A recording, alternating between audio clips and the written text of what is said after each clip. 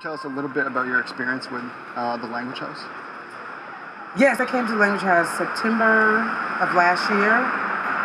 It's been great so far. It's like a central location. You always have somewhere to go and meet if you have a problem, if you need something, or just to commune with others. And it teaches you something you don't know, like grammar. So why the Language House over any other school? The Language House, the program that they listed online was cohesive, it was concise, and then also in that list of benefits, they also offered shenanigans. I wanted to know what that meant. The Language House also had the images and the pictures showed people working but having a good time. I wanted to be a part of that.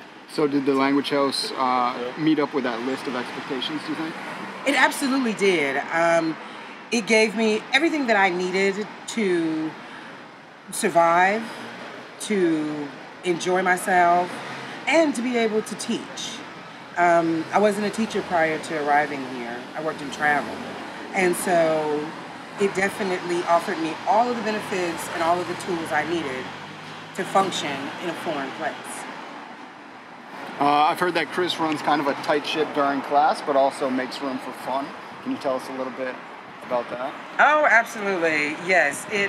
Well, Chris himself as a teacher is quite entertaining. He can do Czech accents. He uses examples during the lesson that are true to life. Yes, he can be a little stickler periodically, but he himself is a fun and entertaining guy. So, yes, you will, most of the class you spend laughing, and as well, that's kind of the basis of how you learn. Because those little antidotes that he tells you, they stick. And then you're able to use them again. Because he's teaching us stuff that even though we are native English speakers, is foreign to us. So yes, his methods seem to be working. I would have to say the one thing I have found, and I've traveled a little bit throughout Europe, but for me, the reason people would come to Prague would kind of be the cohesiveness of the Language House. I mean, I could have went to Germany or Paris, but I would have kind of been on my own, trying to find my way. Every month, there's a new body of students that come into the Language House, and we all become a family. I know I started, as I said, September 6th.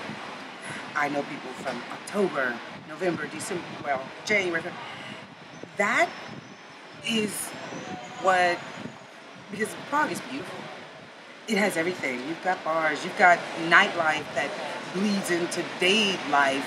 You know, it has everything you need. It's beautiful, it has history. But the people that come to the Language House create a family that becomes so important that it becomes a part of Prague. It's a part of the fabric. And it makes you want to stay. Most of us don't want to leave.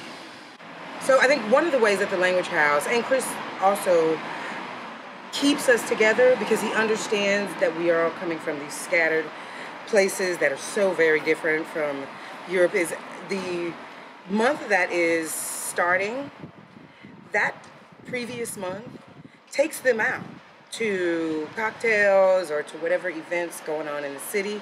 And many a times that same group will take out the next group and then the next group.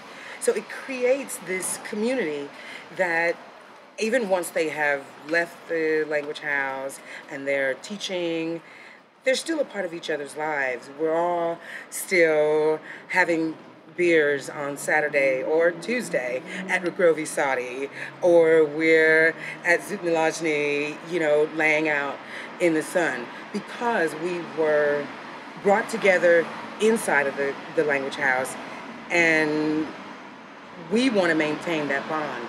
Even if we don't say it, we find that it's, I don't know, it's a comfort.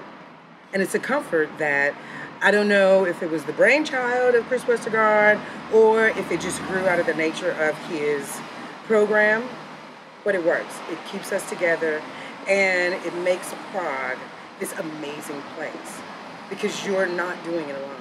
You're sharing it with all these people.